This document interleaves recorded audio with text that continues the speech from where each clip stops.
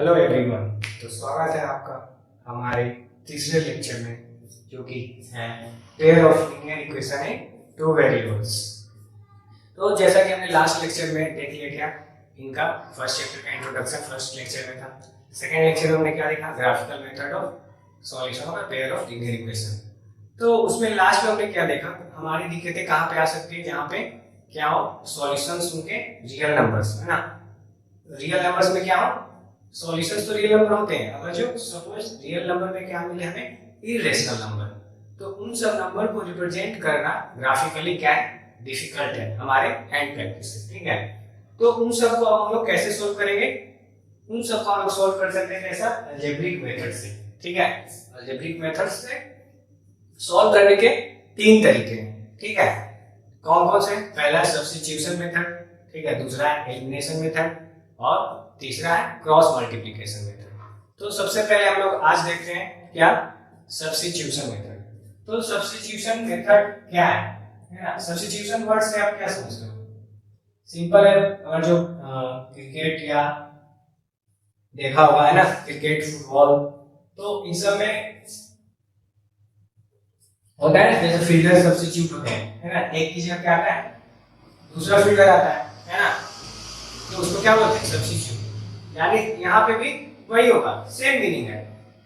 क्या होगा, यहाँ पे क्या होते हैं हमारे पास, वेरिएबल है ना, वेरिएबल्स होते हैं, तो यहाँ पे क्या सब्स्टिट्यूट होंगे, वेरिएबल्स सब्स्टिट्यूट होंगे, ठीक है। यानी एक वेरिएबल की जगह सेम, ठीक है, जैसे इंडिया का खिलाड़ी है तो उसकी जगह कौन आएगा, इंडिया का ही खिलाड़ी आएगा है ना। तो वैसे ही वेरिएबल्स यानी y है तो उसकी जगह कौन सब्स्टिट्यूट होगा, दूसरा y सब्स्टिट्यूट, उसकी y की वैल्यू ही सब्स्टिट्यूट होगी, ठीक है। समझ में आ रहा है चीज, ओके। तो हम लोग चलते हैं सीधा मेथड की ओर। तो इसको डायरेक्ट हम लोग एग्जांपल से समझेंगे, और इसका क्या है, मैं सीधा एक्सरसाइज एग्जांपल लेता हूं, ठीक है।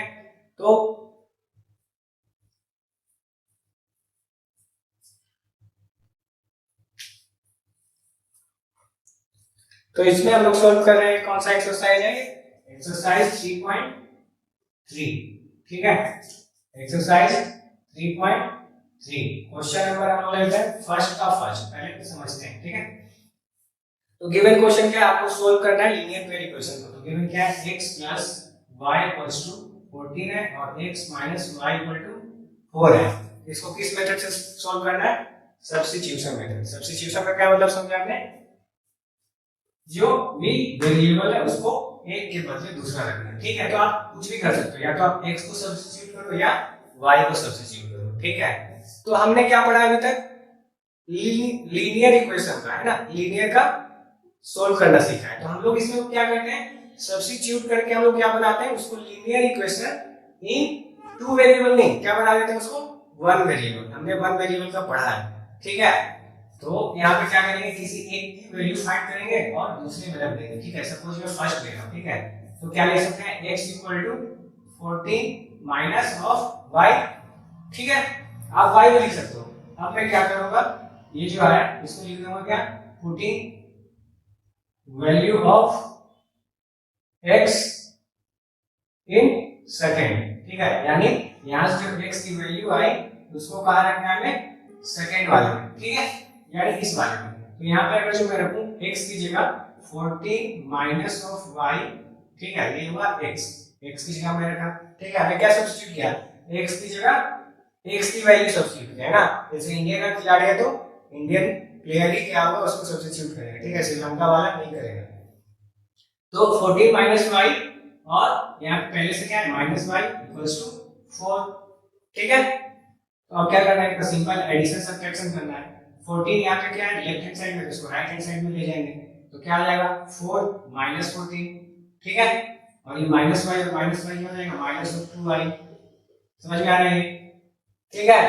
नेक्स्ट स्टेप क्या है, यहाँ पे minus of 2y equals to क्या आ जाएगा, 4 माइनस 14 करेंगे तो माइनस ऑफ 10 आएगा, है ना। क्योंकि साइन किसका होता है, जो बड़ा होता है, और डिफरेंट साइन होता है तो सब्ट्रैक्शन होता है, ठीक है। तो y का सूत्र क्या हो जाएगा, यहाँ पे minus of 10 upon minus of 2, तो minus of minus cancel out, और 2 5 से क्या होता है 10, यानी y का सूत्र क्या आ गया 5, है ना। y का सूत्र 5 आ गया। तो अब ये y की वैल्यू आप इस वाली इक्वेशन में रख दो, मान लेते हैं इसको थर्ड, है ना।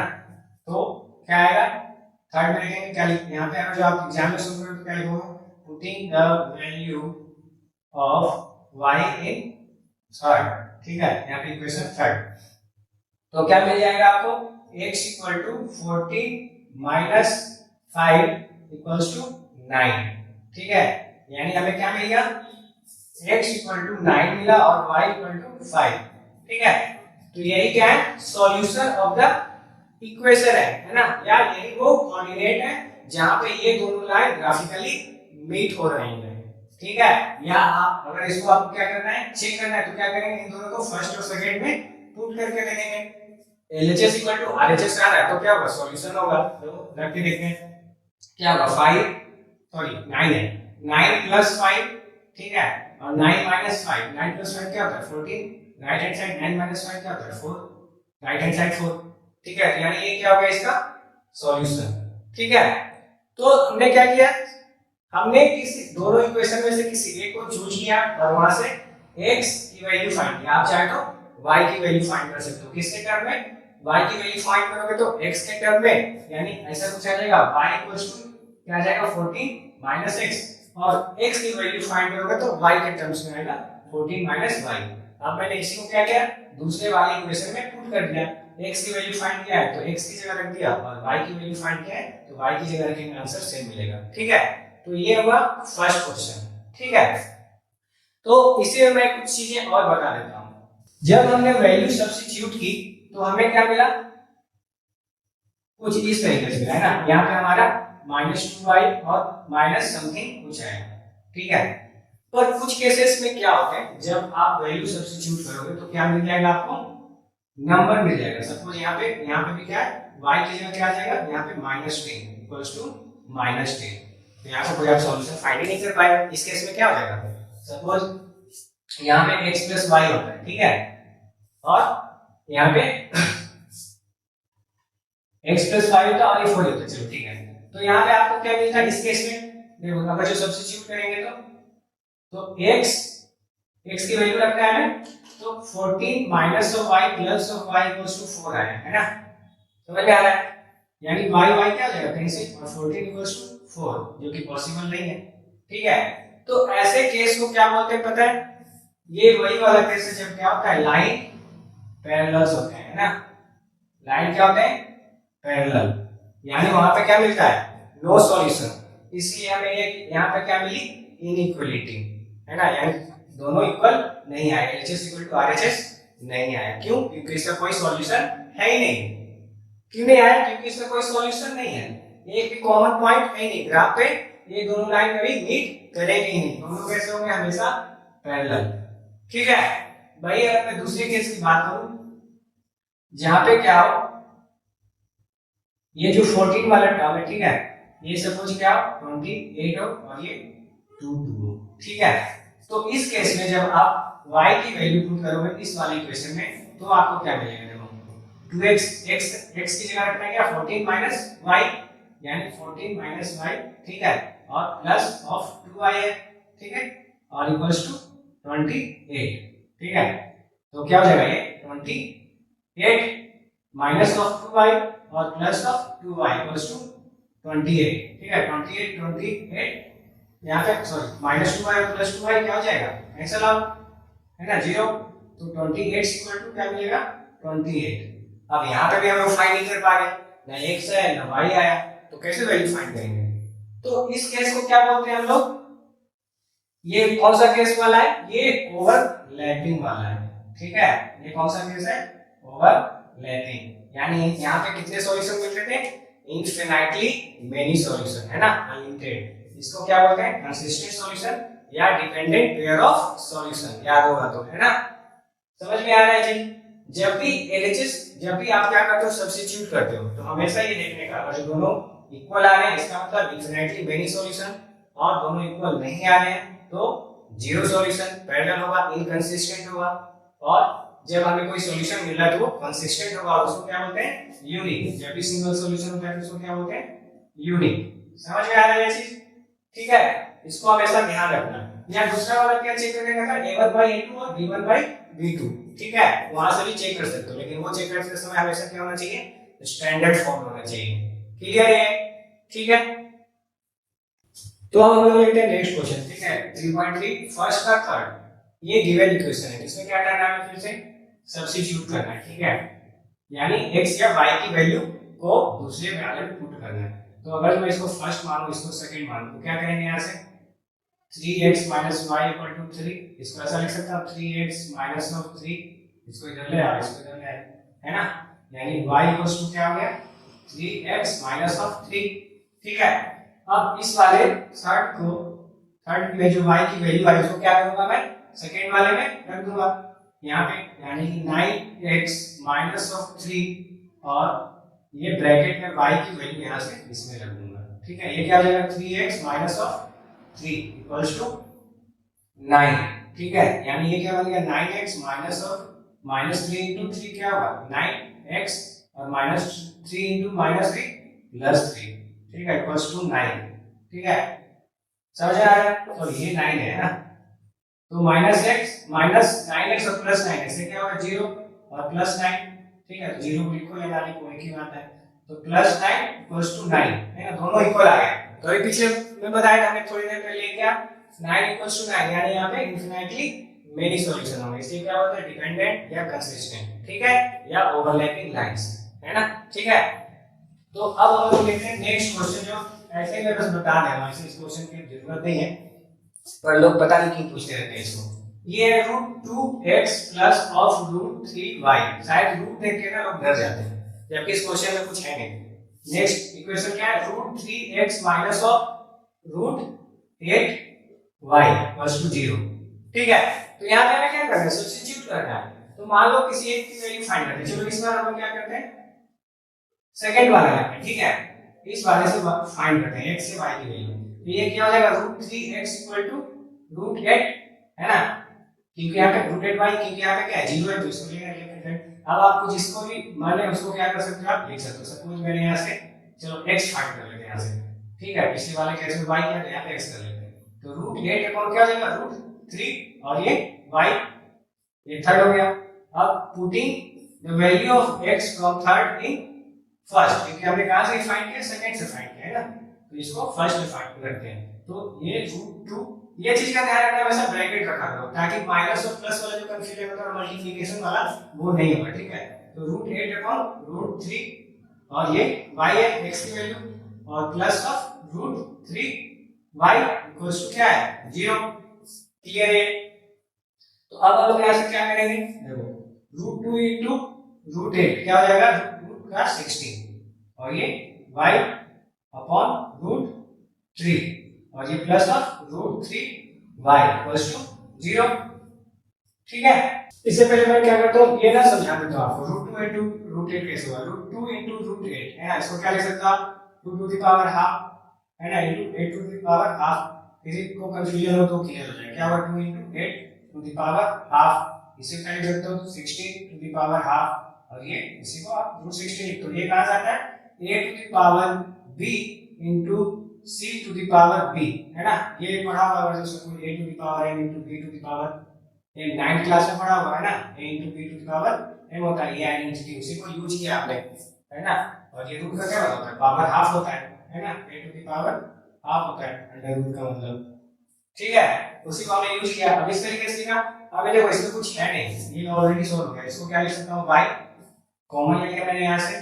ठीक है, तो ये क्या बच गया √16 अपॉन √3 प्लस √3 = 0।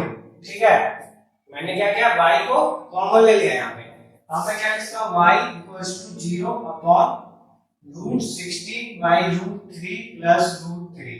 ठीक है, अब देखो हमें क्या पता है 0 अपॉन कुछ भी हो, है ना, एनीथिंग, क्या आता है आंसर 0। क्लियर है, कई लोग कहां कंफ्यूजन आते हैं कि √16 है तो हम लिख देते हैं +-4, है ना, उसकी जरूरत ही नहीं है, यहाँ पे आप कुछ भी रखो, प्लस रखो माइनस रखो, 0 अपॉन समथिंग ऑलवेज 0 होता है ना, 0 अपॉन समथिंग क्या होता है ऑलवेज 0 होता है। अब इसी वैल्यू को मैं अगर यहाँ पे रख दूं तो x = क्या मिल जाएगा √8/3 * √3 * 0, है ना, क्या मिल गया 0, यानी x = 0 और y = 0। ठीक है, आ गया ना सॉल्यूशन। तो यही क्या है, वो पॉइंट है जहां पे मीट कर रहा है दोनों, ये लाइन, गिवन लाइन। एक्चुअली अगर जो आपको याद हो ये वाला क्वेश्चन, तो ये कौन सा क्वेश्चन पता है, 9th क्लास में आपको ग्राफ बनाना था, याद है ऐसा, x = y और x = हाफ y। वहां पे आपने क्या रियल नंबर नहीं पढ़ा था या इरेशनल नंबर, उस समय उस क्वेश्चन में शायद नहीं था। तो एक्चुअली ये वही लाइन है, सिर्फ यहाँ पे क्या इरेशनल नंबर्स है, यानी कि ये वैसे लाइन है जो कहां से पास हो गए, सेंटर से, है ना, ओरिजिन से पास हो गए, ठीक है। ये ऐसा कुछ तो दोनों बाद में मीट करेंगे ओरिजिन पे, ऑब्वियसली बात है, यानी सॉल्यूशन क्या होगा इसका 0,0, ठीक है। तो नेक्स्ट क्वेश्चन है हमारा 3.2 का क्वेश्चन नंबर सेकंड, 3.3 का क्वेश्चन नंबर सेकंड, ठीक है। तो ये क्वेश्चन एक्चुअली मैं क्यों ले रहा हूं, क्योंकि लोगों को क्या होता है, कंफ्यूजन होता है, यहाँ पे फाइंड करना क्या है और यहाँ पे क्या चीज है। तो यहाँ पे ना फाइंड करना है m है ना, m को कैसे फाइंड करेंगे, y और x की वैल्यू फाइंड करेंगे, और y x की क्या वैल्यू होगी, वो वैल्यू जो इनको सॉल्व करके मिलेगा, है ना, यानी जो इनका सॉल्यूशन होगा उस y और x को यहाँ पे रखना है और इनकी वैल्यू फाइंड करनी है, ठीक है। ये क्लियर है, चलो मैं इसको सॉल्व कर देता हूँ, बाकी सारे क्वेश्चन को नहीं करेंगे। तो यहाँ पे अगर जो वैल्यू है 2x + 3y = क्या है 11, ठीक है। तो अगर मैं यहाँ लिख दूं 2x = 11 - 3y, है ना, कोई दिक्कत, क्लियर है। अब देखो मैं क्या करूंगा, यहाँ पे x फाइंड नहीं करूंगा, क्यों, क्योंकि यहाँ पे मेरे को क्या है ऑलरेडी 2x लिखा है और यहाँ पे भी क्या है हमारा 2x, तो मैं सीधा सीधा 2x रख दूं, है ना, बात वही सेम ही होगी, यहाँ पे x की वैल्यू रखो वहां से 2 कैंसिल आउट हो जाएगा, तो मैं डायरेक्टली 2x भी ना रख दूं। तो इस इक्वेशन को थर्ड को यानी 2x की वैल्यू अगर जो मैं सेकंड में रखूं तो हमें क्या मिलेगा 11 - 3y - 4y = -24, क्लियर है। यहाँ पे सोल्व करो तो -3 और -4 क्या हो जाएगा -7y, सेम साइन क्या होता है ऐड, और साइन उसी का होता है जो भी होगा, यहाँ पे साइन प्लस होता है तो प्लस माइनस है तो माइनस, और 11 को अगर इस साइड ले जाओ तो -24 और -11 हो जाएगा, यानी y = क्या आ जाएगा यहाँ पे -24 और -11 -35/-7, यानी y = क्या आ जाएगा 5 -5 कैंसिल और 7 5 जाए 1 5, और इसको यहाँ पे पुट कर दो थर्ड में, y की वैल्यू x की वैल्यू मिल जाएगी, है ना। तो क्या मिलेगा, ये सब चीज मैं नहीं लिख रहा, फर्स्ट क्वेश्चन में मैंने लिख दिया था, putting value of y in equation third, तो यहाँ पे क्या मिल जाएगा x = 11 - 3y/2, है ना, ये वाला 2 नीचे चला गया, तो क्या मिल जाएगा यहाँ पे 11 - 3 × 5/2, क्या हो जाएगा 11 - 15/2, यानी ये हो जाएगा -4 -15 और 11 है तो 2, ये भी मिल जाएगा -2 मिल जाएगा। अब इस वैल्यू जो x की वैल्यू आई -2 और y की वैल्यू आई 5, उसको हमें क्या रखना है इस वाले इक्वेशन में, ठीक है, और यहां से हमें क्या मिलेगा m की वैल्यू, ठीक है, y क्या है 5, m तो यही रहेगा, x क्या है हमारा -2, है ना, और +3, तो इसको क्या ले सकते हैं, मैं अगर इसको ट्रांसपोज कर दूं तो ये ऐसा हो जाएगा -2m + 3 = 5, है ना, मैंने कैसे रिवर्स कर दिया, तो -2m = 5 - 3, ये क्या हो जाएगा 2 हो जाएगा, यानी m = क्या आ जाएगा 2 इसका -2, यानी m = है -1, ठीक है। इसको फ्यूचर में पढ़ोगे आप स्लोप बोलते हैं, ठीक है, m को 11th 12th क्लास में आएगा, ठीक है, यस इजी है। तो अब मैं सिर्फ नेक्स्ट क्वेश्चन जो है उसके इक्वेशन बनाऊंगा, ठीक है, यानी कि जो नेक्स्ट क्वेश्चन है हमारा थर्ड उसे सॉल्व नहीं करूंगा मैं, ठीक है। नेक्स्ट क्वेश्चन थर्ड क्या है, देखो मैं रीड आउट कर रहा हूं, the difference between two number is 26 and one number is thrice the other, यानी दो नंबर का डिफरेंस क्या है 26, मैंने क्या मान लिया दो नंबर x और y है, तो दोनों का डिफरेंस क्या हो गया 26, और उसमें क्या होगा एक जो नंबर है वो तीसरे नंबर से 3 गुना है, ठीक है। तो सिंपल है, जो मैंने बड़ा माना है वो क्या होगा इससे 3 टाइम्स होगा, यानी क्या होगा x = 3y, है ना। तो आप इजी है, तो directly x = 3y value put करो और आंसर पाओ, इसका आंसर क्या आ जाएगा x = 39 और y = क्या आ जाएगा 13, देखो 3 टाइम्स है ना, 13 3 से क्या होगा 39, x की वैल्यू आ जाएगी। नेक्स्ट ये थर्ड का फर्स्ट क्वेश्चन, अगर जो थर्ड का सेकंड देखूं तो इसका भी मैं बस इक्वेशन बना देता हूँ, आप सब्स्टिट्यूट करके इसको सॉल्व करना है, ठीक है। क्या है, the larger of to supplementary angles. देखो सप्लीमेंट्री एंगल बोल रहा है ना, सप्लीमेंट्री एंगल क्या होता है, वो दो एंगल्स जिनका सम 180 हो, यानी एक एंगल को मैं x मान लूं, ठीक है, और दूसरे एंगल को y, तो दोनों एंगल का सम क्या होगा 180 डिग्री, है ना, बताइए, बहुत पहले से पढ़ते आ रहा हूं।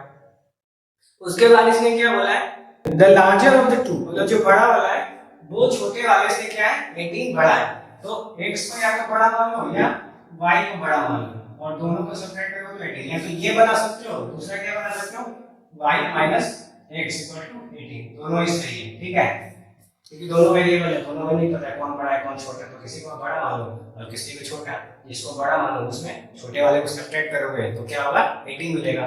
अब यहाँ से यहाँ पे वैल्यू रख दो और आंसर आ जाएगा, ठीक है, क्लियर है।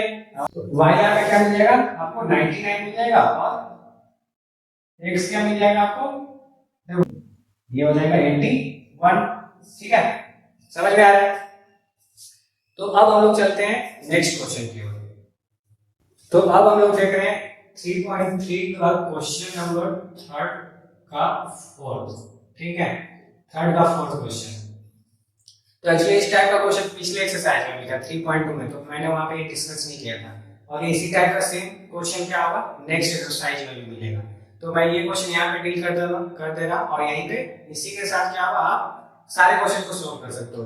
ये क्या क्वेश्चन है, देखो, a taxi charging in city consists of fixed charge together with the charge for the distance covered, यानी कि किसी शहर में कोई टैक्सी है ना, जैसे बड़े शहरों में क्या होता है टैक्सी जो होती है एक फिक्स चार्ज होती है, जैसे ही मैंने मतलब आप उस पर बैठे तो क्या हो एक फिक्स रुपये लगेगी, आप चाहे तो उस पर 1 मीटर के लिए चलो या 1 किलोमीटर के लिए चलो, है ना, वो एक फिक्स चार्ज होता है, और उसके बाद जितना आगे डिस्टेंस चलोगे वो किलोमीटर के हिसाब से प्राइसेस फिक्स होते हैं, ठीक है।